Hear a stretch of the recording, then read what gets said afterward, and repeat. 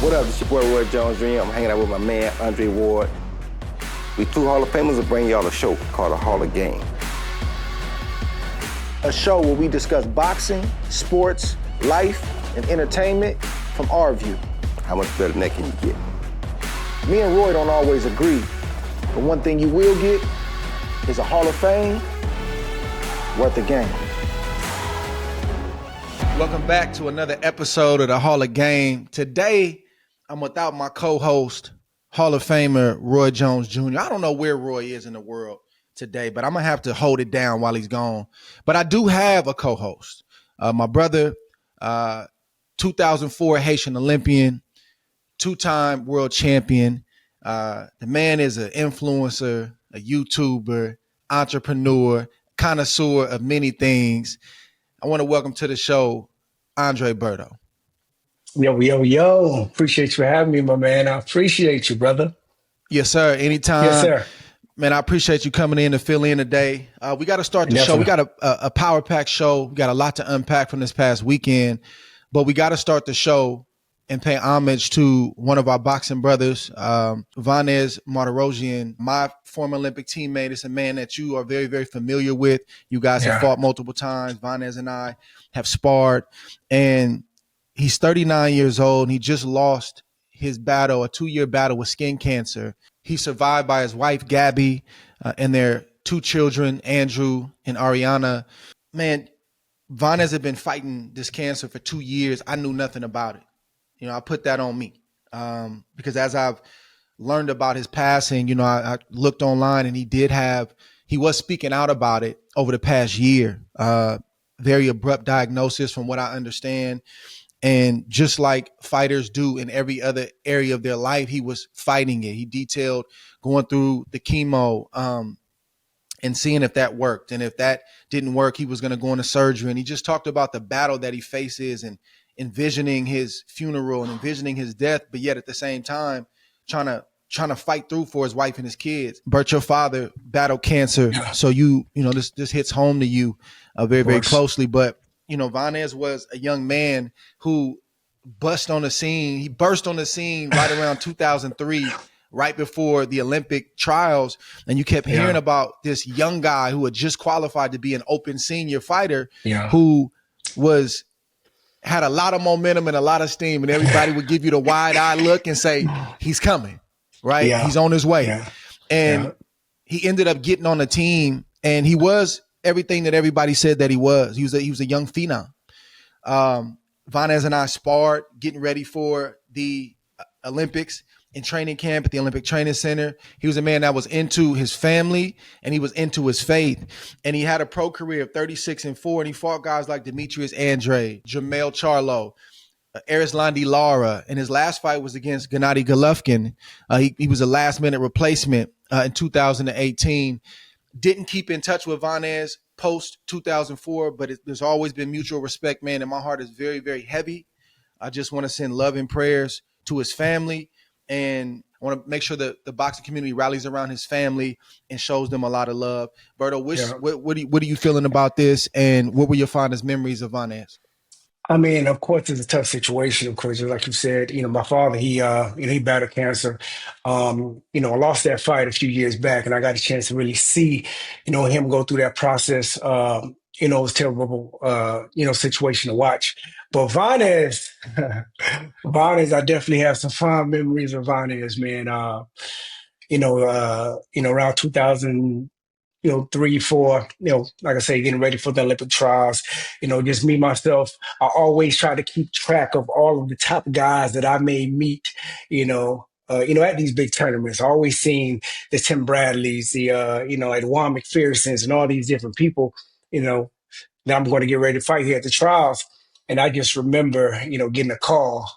I remember getting a call saying that Tim lost, over on the West Coast side. And I just didn't understand it because Tim Bradley was an animal, and I always met him at the Nationals. And I ended up getting his contact, and I ended up, reaching out and just seeing what was going on. And he told me, he said, listen, man, it's this kid. This kid, he barely turned 17. He barely, was just like, eligible enough to get ready for the trials. And he said, man, he put it on me. I'm not going to lie to you. He put it on me, Berto. You need to watch out for him. You need to watch out. I said, 17? He said, yes, man. And, he was the guy, just me just going into the trials, like I say, everybody was talking about.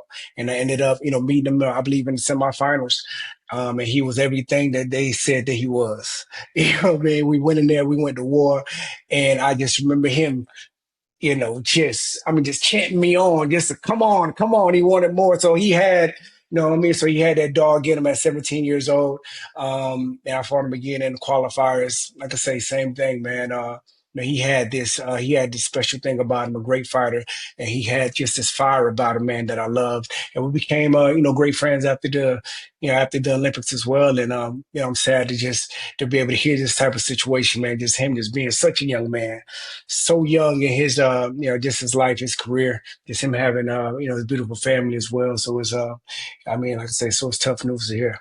So again, man, we, the Martirosyan family, we want to send our love from the Hall of Game and just the boxing community as a whole. Man, we appreciate, what Vanes contributed to the sport. He's got a strong personality, man. He's a person that once you meet him once, you never forget him. That's a fact. And, much respect to what he's done throughout his career and even the biggest fight that he fought with the cancer. Man, we just pay our respects to the family and we send our love. Yeah. Man, it's hard to segue off of, what we just got done talking about, but I want to get into this card this past Saturday, November 22nd in Saudi Arabia. We had young Abdullah Mason and Sam Noakes, two young up-and-coming fighters who went from prospects to contenders. And you rarely see two guys at the exact stage in their career fighting for a world title. They gave us a great fight. Abdullah Mason became the youngest active world champion in a war. These brothers fought a war. Jesse Bam Rodriguez and Fernando Martinez. Jesse Rodriguez is like jazz and rock mixed together. He's jazz most of the time. It's smooth. You can see what he's doing. And then all of a sudden, a rock and roll song just starts to play, blazing as loud as you can blaze it. And then a knockout just comes abruptly because he spent all this time downloading information and really setting you up and hitting you with a shot that he really saw 2 or 3 rounds previously. Then we had the fight that I think stole the card from a performance standpoint, but also the talk. Most of the talk, you would have thought that Brian Norman, Devin Haney was the main event, just given all the hype and all the excitement.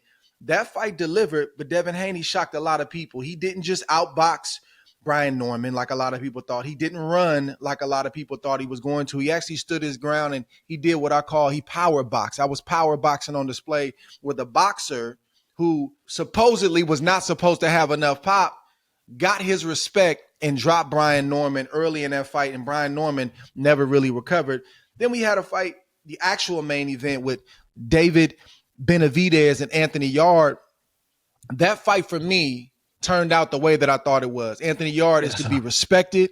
He fights top fighters at every opportunity he gets, but he comes up short oftentimes in those moments, but it's not because of heart. It's not because of a lack of toughness.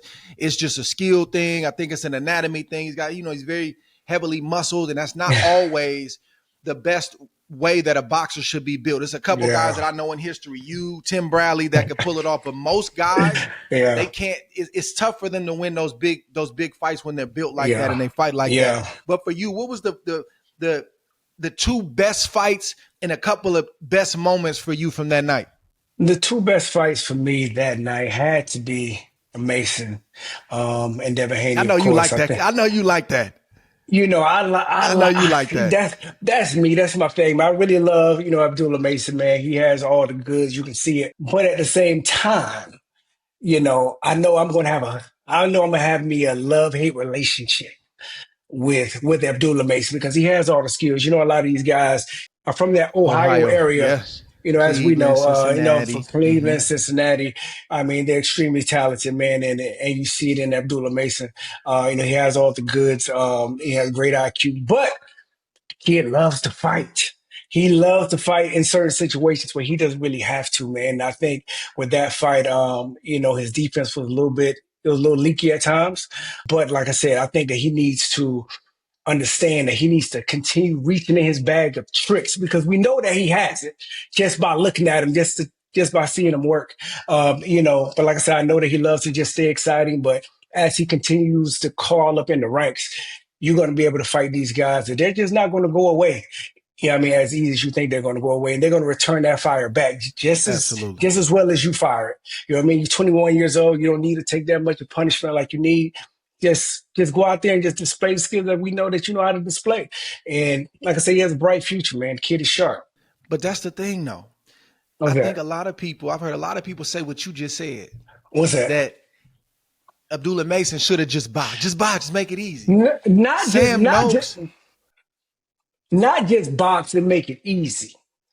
I believe you can still be, very effective without staying in the pocket, taking shots and trying to give some back. I understand it, right?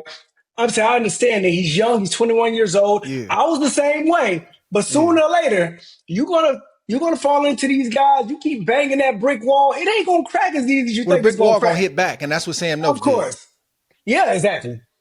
So that's what happened in that fight, and we expected that. If you looked at Sam Noakes and looked at any of his fights, you knew that's what time it was going to be. He couldn't match Abdullah Mason skill for skill, footwork for footwork, IQ for IQ. Not to say he doesn't have one, but I'm saying it's levels to the IQ game, speed game, accuracy game. Sam Noakes had to get it a different way. Sam Noakes, when he faces Abdullah Mason, I don't care if they fight 100 times, he's going to have to get it that way. He's going to have to take 2 or 3 to get 1 or 2.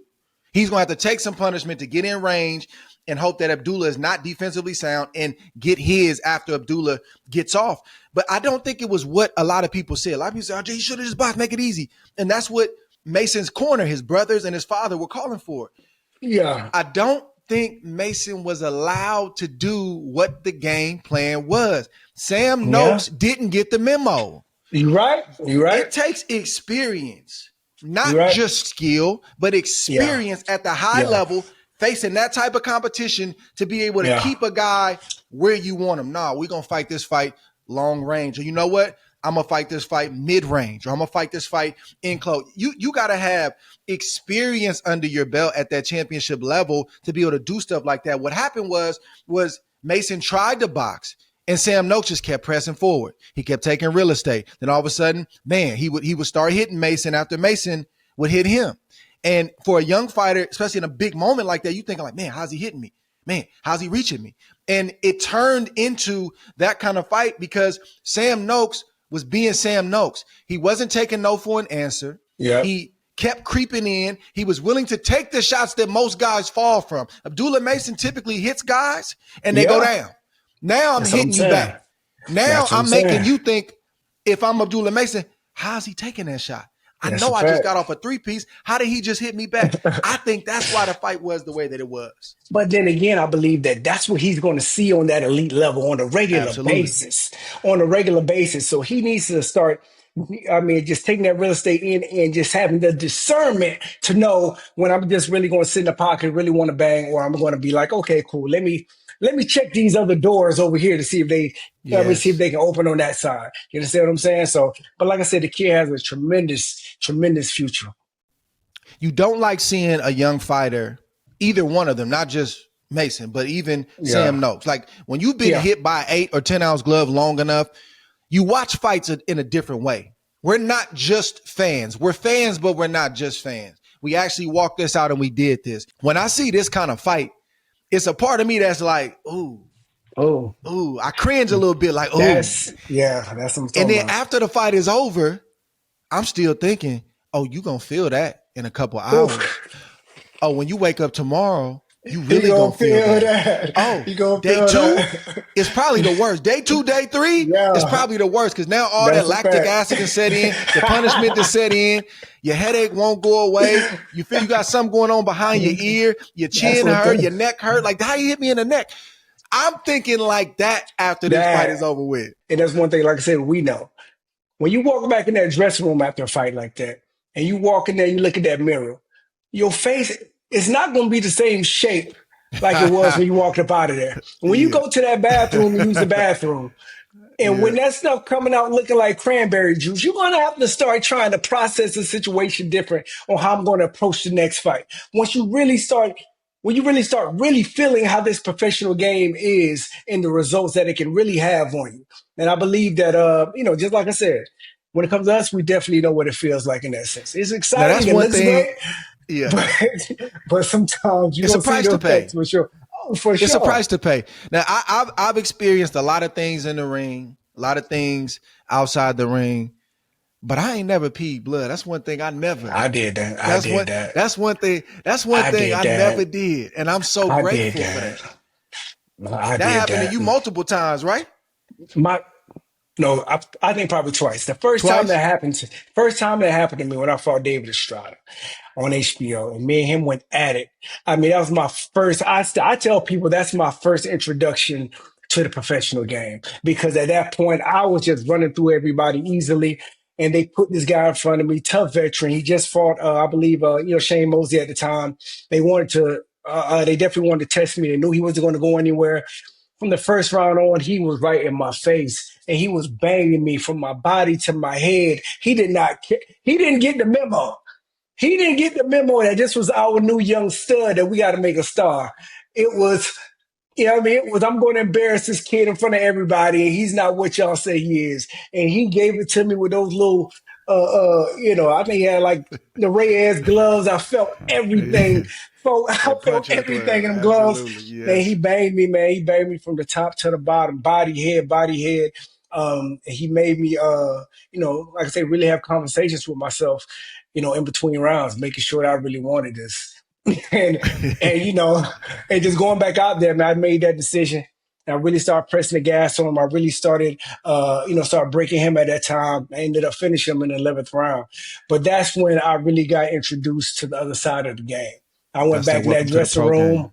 My face was lumped up. I remember walking in there looking at that. Looking at that mirror. I didn't know who that was. I went to the bathroom, straight cranberry juice, bro. Coming out to the tour. Man, I don't know what that is, brother, but I'm hearing you though. I'm hearing you.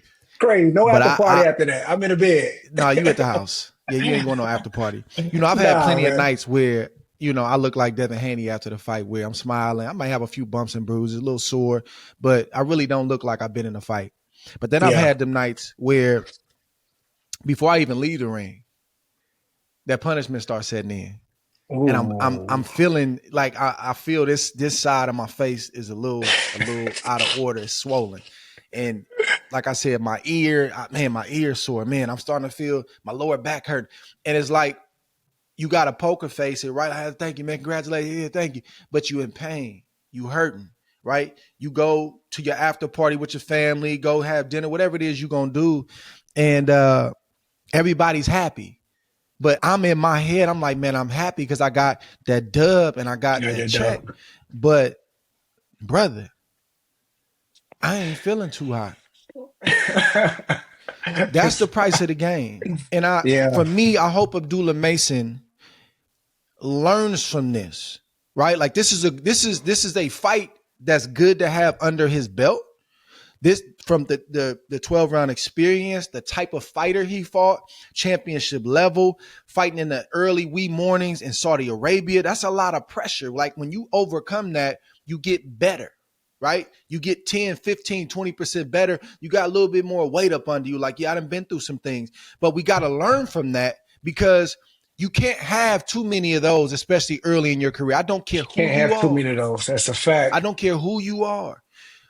You can't have too many of those fights where, and I can see it in his face after. That's probably the most pain that he had been in because that's the toughest fight that he's ever been in his life.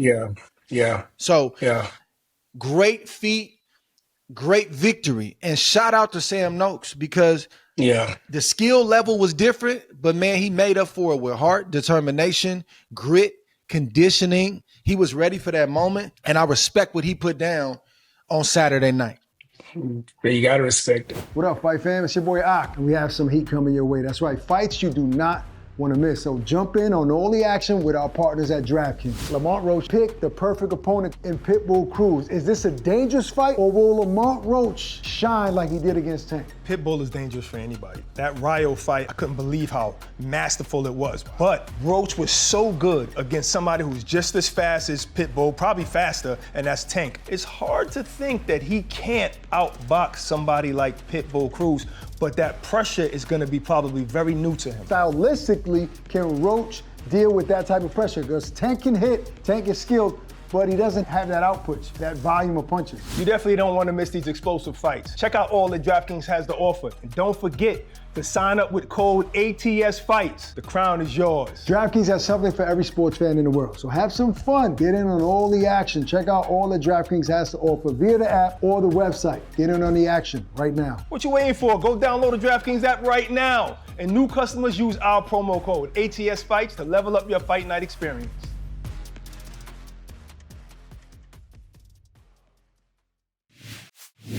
What's that second moment of that second fight? I think I know where you're going, but which one is it? You know where I'm going with it. Second, Brian Norman, Devin Haney, or Devin Haney, Brian Norman? Brian Norman, Devin Haney. I mean, I think that was the fight that a lot of us, we've been waiting for, right? I mean, there was a lot of back and forth all through the lead up of that fight. And of course, the fathers, they're going to do what they do.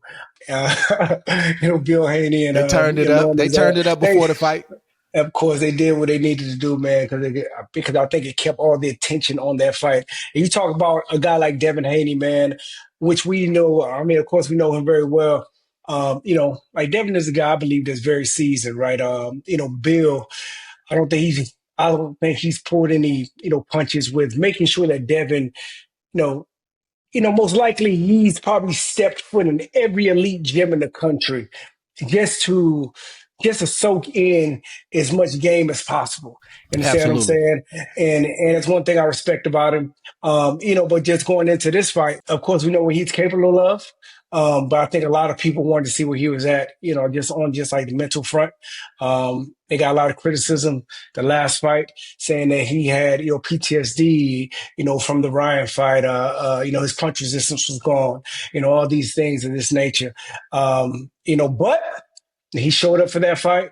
And one thing I know about Devin, like I said, he has all the skill. We know this. We know the type of work that he puts in. When you have a very confident Devin Haney, you have a very dangerous Devin Haney. And I really believe that second round when he was able to knock Norman down, knock that giant down that everybody was speaking about, and to see him on his knees, I seen the confidence just fill up to the brim. And at that point, he's going to be hard to deal with. For the next, he's going to be hard to beat at that 10 point. rounds, yeah. It's going to be hard to. I mean, he's going to be hard to beat at that point. And of course, like during that fight, I believe that we got a chance to see a little bit of the inexperience of Norman. He couldn't really adapt, to a lot of the things that that Devin Haney was bringing to the table at that point. Because, like I say, the confidence was there, and we know that he had all the skills to try to back it up. Devin Haney and Bill Haney did what they said they were going to do. And this goes back to what you just said, and a lot of people don't realize that Devin has been putting in work for a very long time. Long time, brother. A very long time.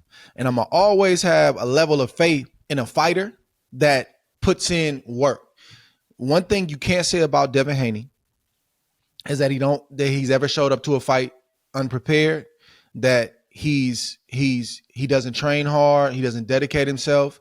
You can't say that about Devin. And when you've put in enough hours, he's put in his 10,000 plus hours to become a master at his craft. He's been around a lot of great trainers, a lot of great fighters, and his father has moved him the right way. And he's gotten a king ransom doing what he's doing to get to the point that he's at right now. And that's why a lot of people are mad. One thing that people don't talk about with Devin Haney, but if you ask the boxing brothers, if you ask people that came up with him, if you ask people that are his peers, what's one of Devin Haney's greatest strengths?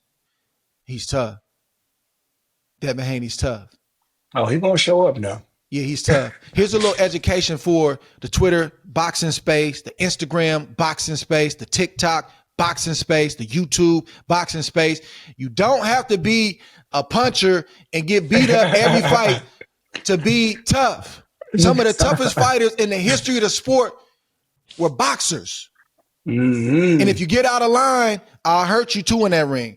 And I think that's who Devin Haney is. And Devin Haney showed that come last Saturday night, because he did have PTSD in his previous fight with Ramirez, and that's to be expected. I got buzzed and dropped early in my career. That took me three or four fights to get out my system. That's a fact. My coach is telling me, no, you can take a punch. But I'm reading online, I got a glass jaw, and maybe I'm a bust. I'm trying to reconcile what my coach is saying, what the writers are saying, the experts are saying. I'm trying to find out, who am I? And I remember not even wanting to fight on TV early on after that, because I was trying to find myself, but I'm like, I'd rather do it offline than do it in front of the whole world. So we all got to go through this. Devin Haney just had to deal with it later in his career, but look at the bounce back though. This shows you who he really is. He had the residue fight with Ramirez, but then he comes back against a guy that's fresher, more dangerous, coming off a knockout of the year, a guy who's never lost, and he puts on that kind of performance. You got to respect it. One thing that a puncher will only respect is if you hit him in the mouth. And he hit him in the mouth. And he looked at him. They don't care about your boxing ability. They don't care about your record. The only thing that a real puncher, somebody that's really like that, the only thing they're really going to respect is when they hit you, you hit them back in the mouth. And you look at them and say, yeah, that's what you signed up for. That's what happened in the second round. Yep. But I'm disappointed in Norman. I respect Norman and his pops and his movement, man. But it's one thing to get dropped unexpectedly and to be shocked for a round or two and try to get yourself together. Norman didn't really start shaking back until maybe like the 10th or 11th round, where I really start seeing him open up. He was shell shocked from getting hit like that. He never wanted to really take chances. He stopped believing in himself. He wasn't listening to his father. And that part was disappointing for me. I expected more from Norman in that space. You know, just like you said, man, it just seems like he just couldn't adapt to it at all. I mean, like I said, I've seen the inexperience in that sense.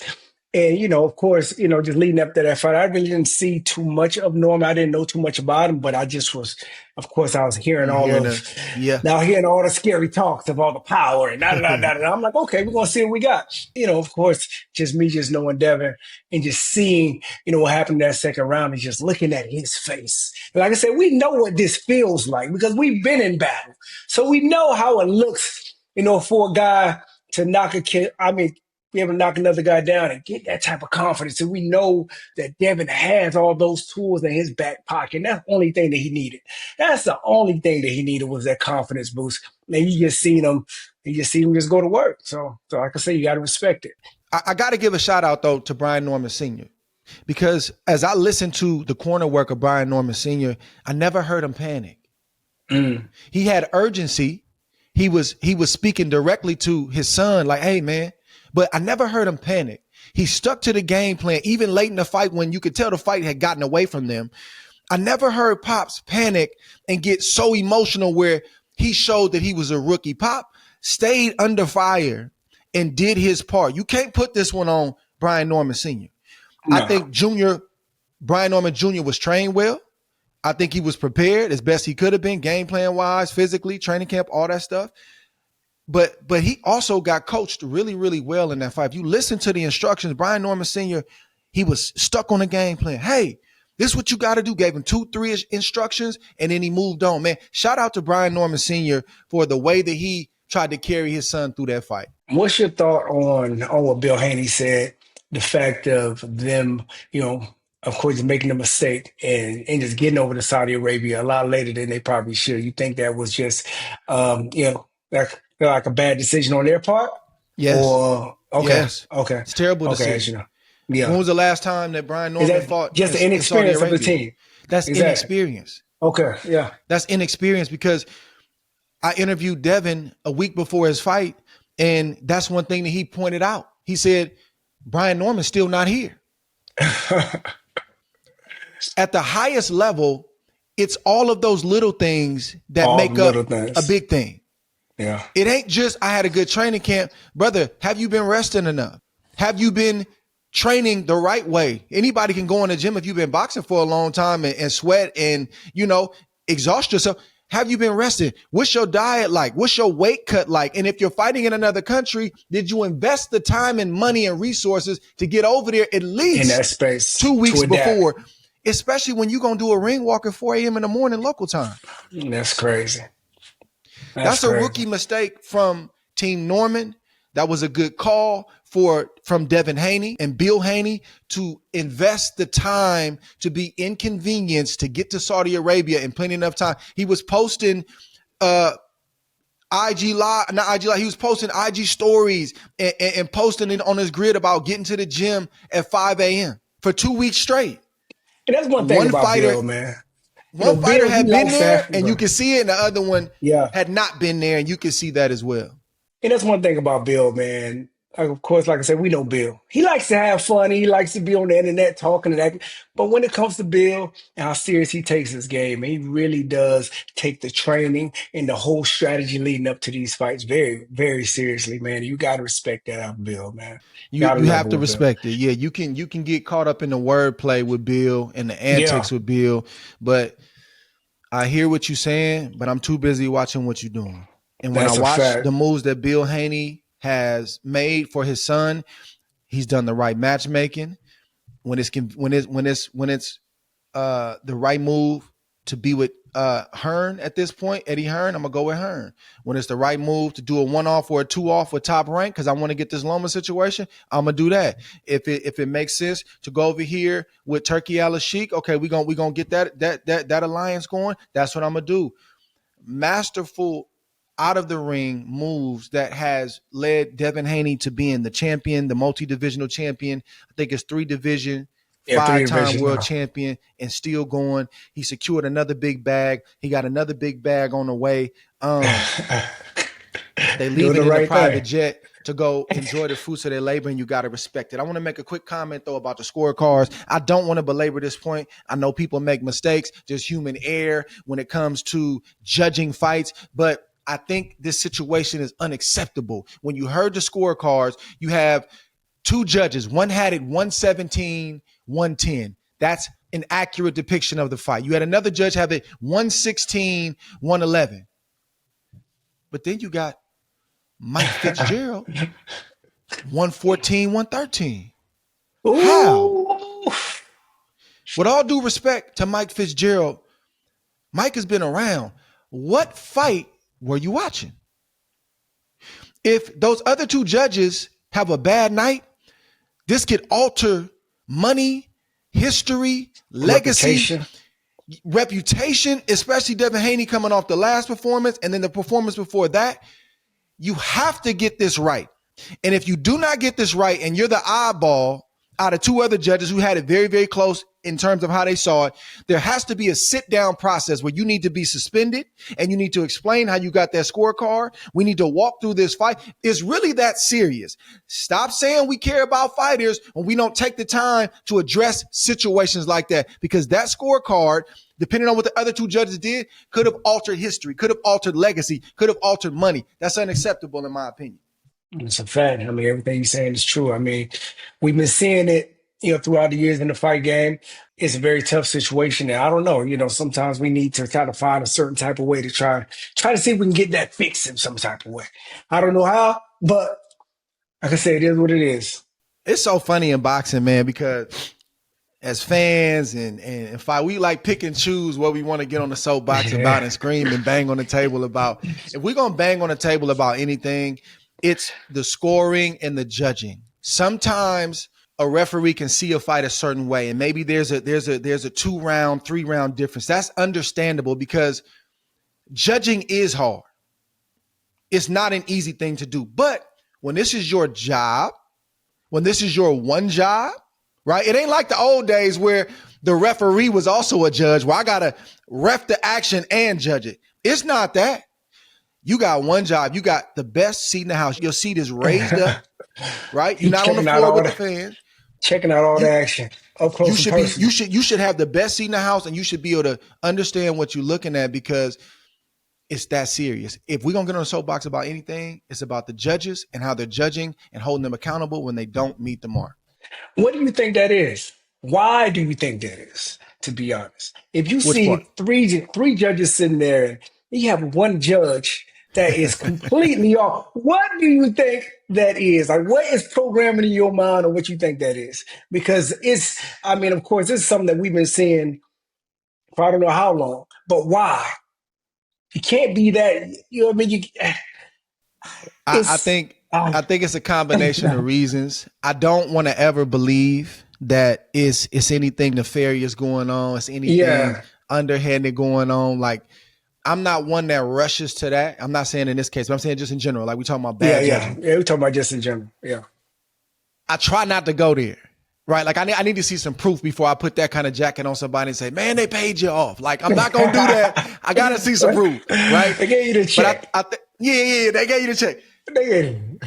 I do think that there's relationships in the games, though.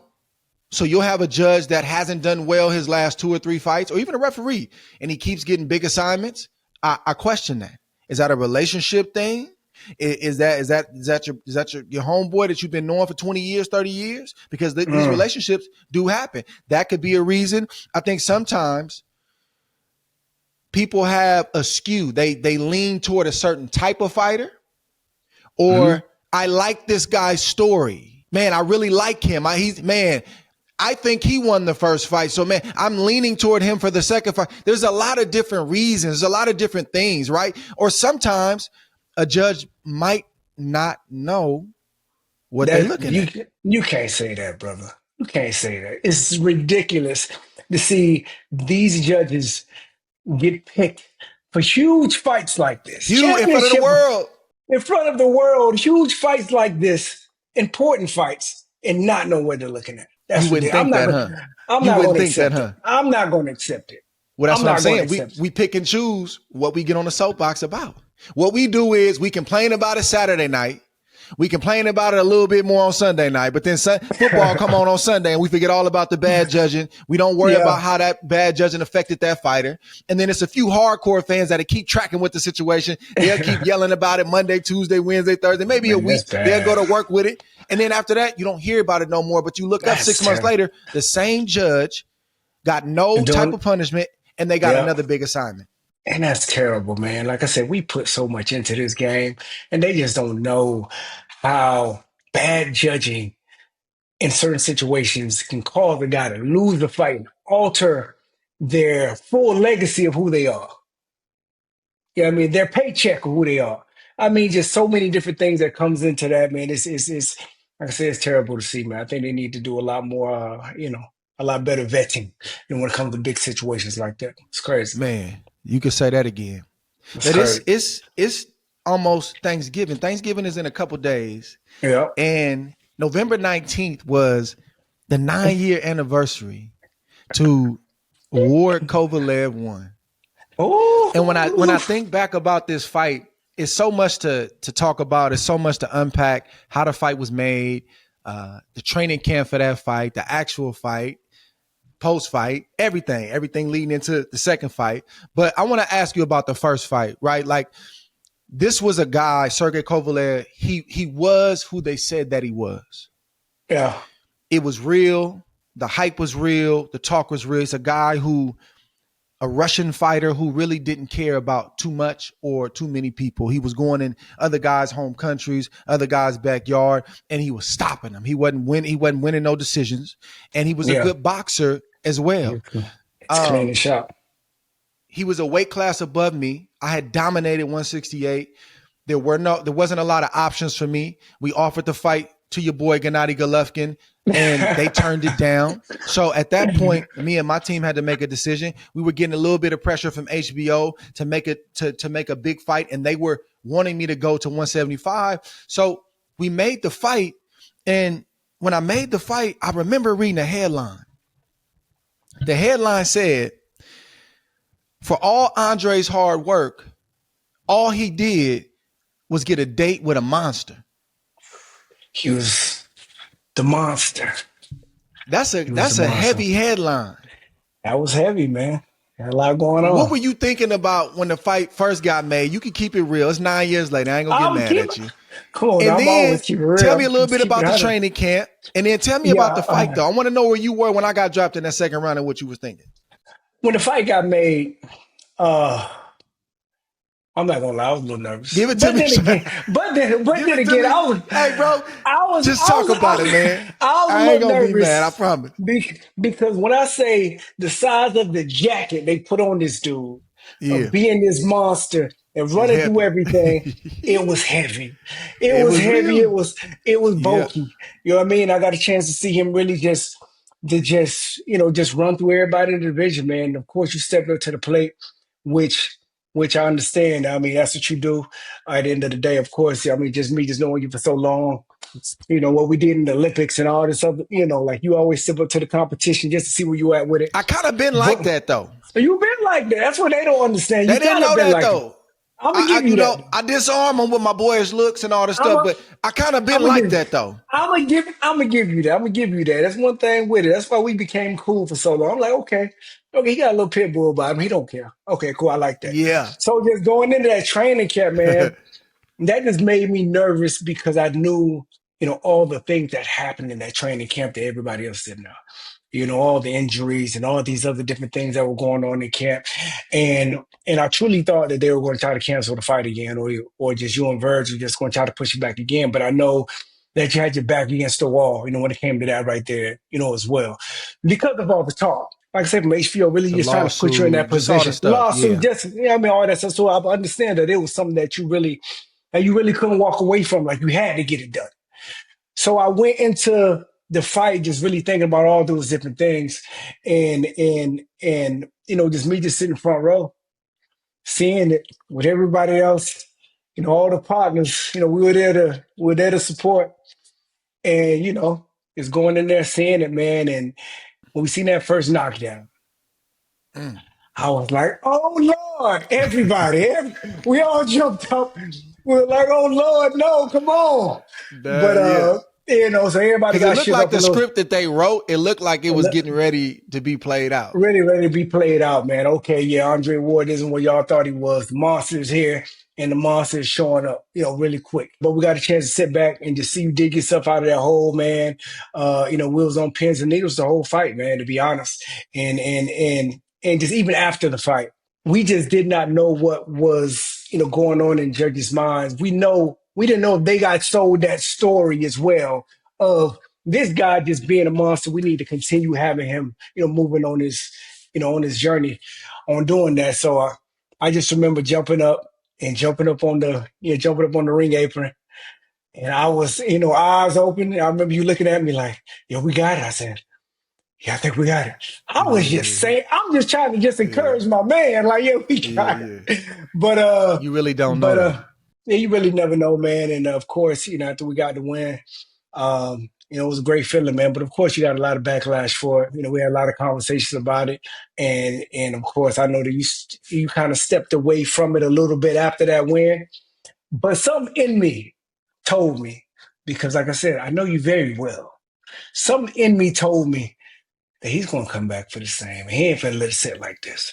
Because I know he don't like all the chirping.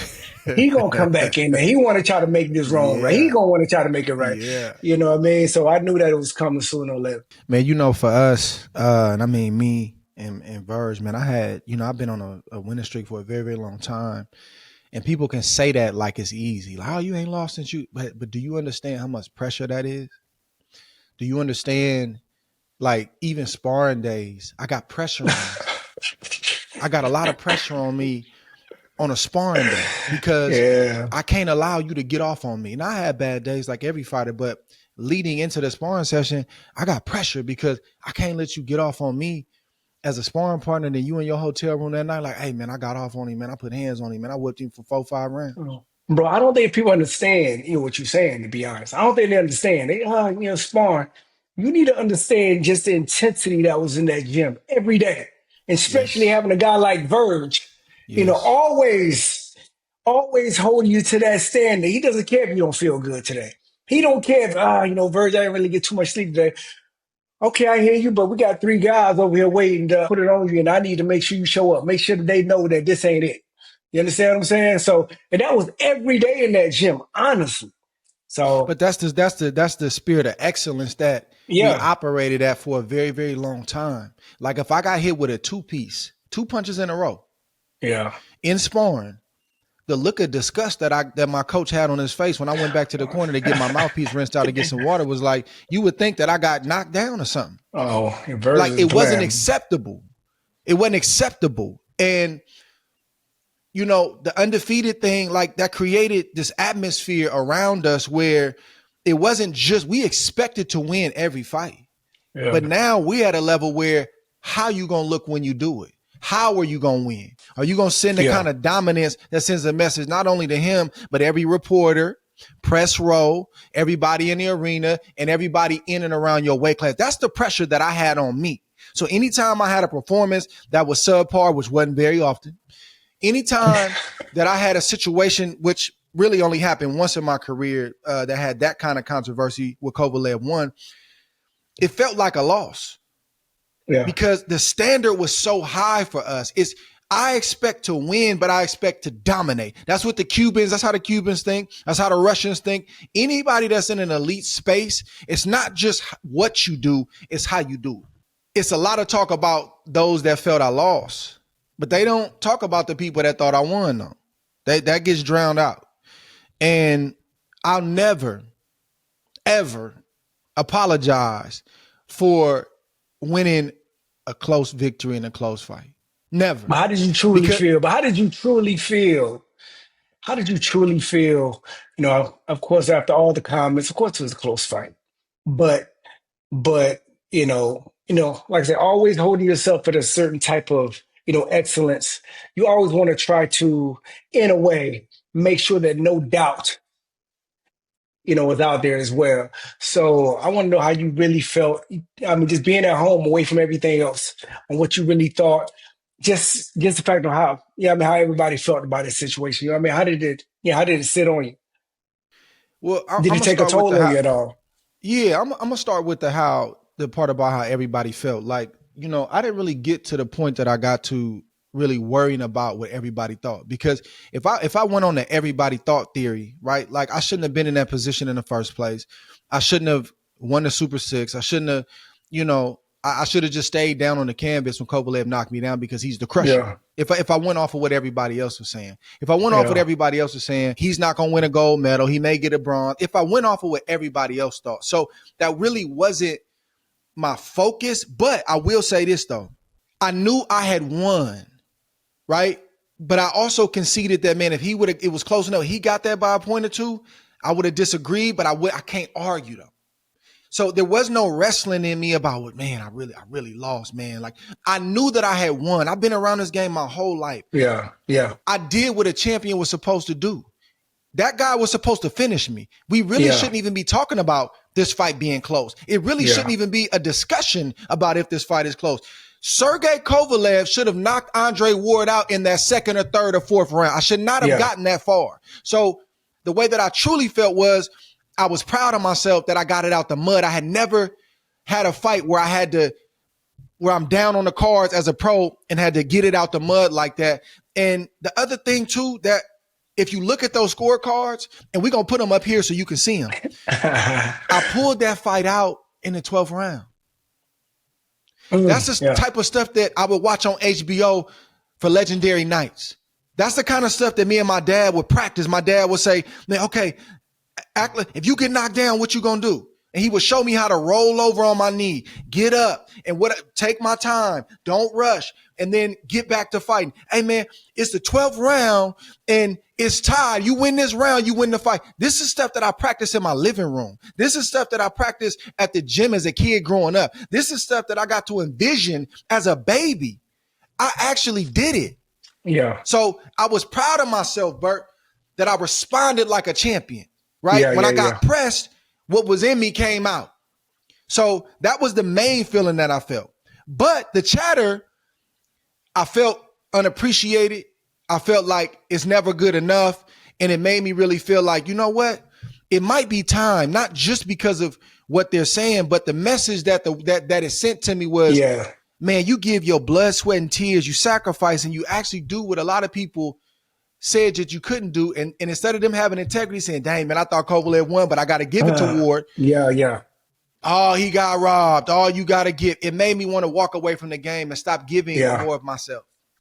But that's what I'm saying. I think that's why I asked that question. It was a mixed bag, though. I was a mixed bag on how I felt. Were those voices getting to you like in a way that, okay, that has gotten me up to go out here and try to do it again and show these people what I'm really about and just put the silence and put the stamp on this situation, let these people know. That's what I'm saying. To be truthful. That's what I'm saying. Yeah. That's what it is. At the end of the day, you're a fighter, you're a champion. If you got people out here, of course they're going to doubt regardless. But I know I've been retired 8-9 years. They still talking. They still doubting. But they ain't talking about that. I ain't touched the boxing ring. They ain't talking about the Kovalev situation no more because you put a stamp on it. That's what I'm saying. Yeah, but check this out. Yeah. to your point, we got to get going. To your point. I'm human, so I heard the noise, and it did affect me. It wasn't the end all be all, but it did affect me. But the greater part of me felt what I said. Happy, proud of myself, man. I'm not going to apologize for winning a close fight. But once I got past all of that, once I made the decision and the money got up, right? And I said, okay, I can't use that as an excuse not to take the rematch. Y'all got the money up. Man, the only thing left to do is for me to say yes. Once I said yes, Bert. Go time. I had been in the ring with this man for 12 rounds. Yeah. What people don't realize, listen to me, young fighters, I won the second fight in the first fight. The low-hanging fruit for the casual fan is you got knocked down. What are we talking about? Brother, did you see me get up? Do you realize that I bullied the bully? Do you realize that you saw something that night that only a great fighter can show? Do you realize that, I unlocked the fact that, man, he's a decent puncher, but he's physically weak. Yeah. Man, he started fading that 5th or 6th round. He never caught a second win. Man, he knew he needed that 12th round. Why didn't he show up the way he was supposed to? Brother, I had all of that in my account going into that second fight. It was no way you was going to beat me in that second fight. Download it. It wasn't going to happen. Everything was downloaded. Completely different camp, I got a good hard drive, too, so everything was saved. Completely different camp, too. Completely different camp. But yes, man, the second camp was good. We did what we had to do in the second fight. Definitely. And this is the sport of boxing, though. It's a bunch of landmines around the sport. It's not if you're going to step on one, it's when and how often. Yeah. Your landmines you stepped on, where some of them were the same, but some of them were different than mine. We all got our battles. We all got our fights. What's your battle and what's your fight? And how do you respond when you step on one? Because you're going to step on one. That's a fact. The other fun fact, and really it's a scary fact for me, and I didn't know this before the fight. I might have canceled the fight if I would have knew this. I might have pushed the date back, right? Going into the fight with Kovalev, the first time I got knocked down in my career, the first time was November 19th, 2005 against Darnell Boone. The second time I got knocked down in my career was November 19th, 2016, Sergey Kovalev. Really? Yeah, I would have pushed that date back, my boy. I would have. I don't know what's going on. I would have been, listen, man, we probably got to push it back a week because I don't know what's going on. That's crazy. But I did not know until after the fight. Why didn't nobody tell me that was the anniversary of my first knockdown? That's crazy. They might have saved me a second knockdown. Then we going to get on out of here, brother. I appreciate you, bro. My man, appreciate you. Appreciate you guys for having me. See you again soon.